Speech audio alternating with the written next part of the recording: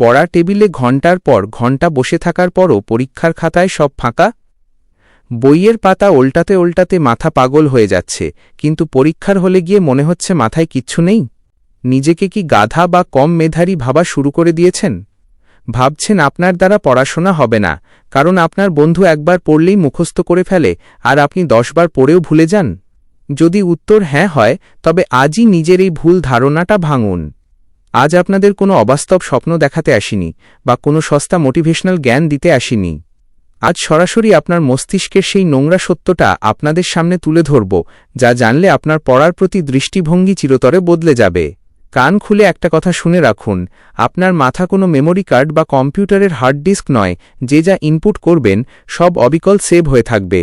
আমাদের মস্তিষ্ক ডিজাইন করা হয়েছে কোনো বিষয়কে গভীরভাবে অনুধাবন করার জন্য, বোঝার জন্য, না বুঝে তোতাপাখির মতো তথ্য মুখস্থ করে ভেতরে গাদা করার জন্য নয়। যখন আপনি পড়ার সময় পাশে ফোন রেখে নোটিফিকেশনের টেনশন নিয়ে মেসেজের রিপ্লাই দেওয়ার কথা ভাবতে ভাবতে আর মাথার ভেতর হাজারটা কাল্পনিক চিন্তা নিয়ে না বুঝে রিডিং পড়েন, তখন আপনার স্মার্ট ব্রেন সেই তথ্যগুলোকে আবর্জনা বা অপ্রয়োজনীয় ভেবে মেমোরি থেকে চিরতরে ডিলিট করে দেয়। আপনি ভাবছেন আপনি পড়াশোনা করছেন, কিন্তু আপনার অবচেতন মন তখন অন্য কোথাও ঘুরে বেড়াচ্ছে। একে পড়াশোনা বলে না, একে বলে নিজের সাথে নিজে প্রতারণা করা। বিজ্ঞান কি বলে জানেন? মানুষের মস্তিষ্কের একটা স্বাভাবিক নিয়ম আছে যাকে বলা হয় ফরগেটিং কার্ভ।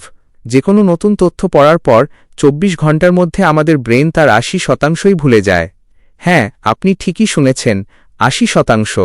এটা আপনার ব্রেনের কোনো রোগ নয়, এটা মানুষের মস্তিষ্কের স্বাভাবিক মেকানিজম। ব্রেন প্রতিদিন লাখ লাখ তথ্য পায়। রাস্তায় কার সাথে দেখা হলো, সোশ্যাল মিডিয়াতে কি রিলস দেখলেন, গেমসে কি স্কোর করলেন। ব্রেন যদি সবকিছু সেভ করে রাখত, তবে মানুষ পাগল হয়ে যেত।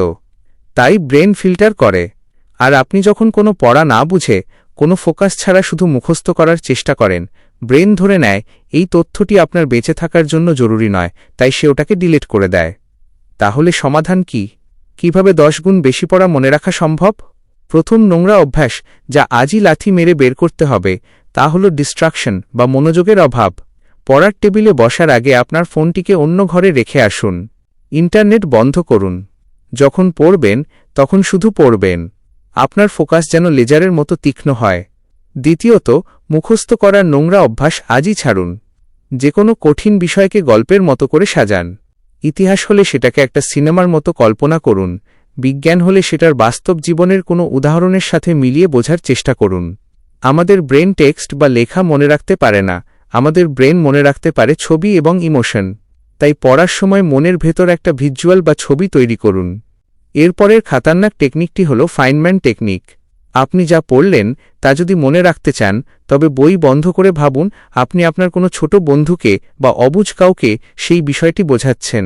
যখন আপনি কোনো জটিল বিষয়কে সহজ ভাষায় অন্য কাউকে বোঝাতে পারবেন, তখনই বুঝবেন সেই পড়াটি আপনার মস্তিষ্কের স্থায়ী মেমোরিতে বা লং টার্ম মেমোরিতে সেভ হয়ে গেছে। আর সবচেয়ে গুরুত্বপূর্ণ বিষয় হল রিভিশন।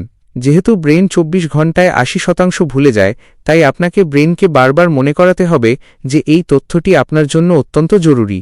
পড়ার পর 24 ঘন্টার মধ্যে একবার, 7 দিনের মাথায় একবার এবং 1 মাসের ব্যবধানে আরেকবার রিভিশন দিন। এই স্পেসড রেপিটিশন আপনার স্মৃতিশক্তিকে পাথরের মতো শক্ত করে দেবে। আজ থেকে নিজেকে কম মেধারী বলে অজুহাত দেওয়া বন্ধ করুন। যারা পরীক্ষায় ভালো ফল করে, তারা কোনো এলিয়েন নয় বা তাদের মাথায় অতিরিক্ত কোনো মেমোরি চিপ লাগানো নেই। তারা শুধু সঠিক পদ্ধতিতে পড়াশোনা করে, যা আপনি করেন না। আপনার মেধা কম নয় ভাই, শুধু আপনার পড়ার পদ্ধতিটা ভুল। আজই নিজের অলসতা ছাড়ুন, পড়ার কৌশল বদলান, মনোযোগ গভীর করুন এবং নিজেকে প্রমাণ করে দেখান। পরিস্থিতি যতই কঠিন হোক না কেন, ভাঙবেন কিন্তু মচকাবেন না। সঠিক উপায়ে লড়াই করুন, সফলতা আপনার পায়ে এসে চুমু খাবে। যদি আজকের এই বাস্তব কথাগুলো আপনার মগজে সজোরে আঘাত করে থাকে এবং আপনাকে জাগিয়ে তোলে, তবে আমাদের মননশীলতা চ্যানেলটি সাবস্ক্রাইব করতে একদম ভুলবেন না। ভিডিওটি ভালো লাগলে লাইক এবং শেয়ার করুন। দেখা হচ্ছে পরবর্তী খাতারনাক ভিডিওতে, ততক্ষণ লড়তে থাকুন।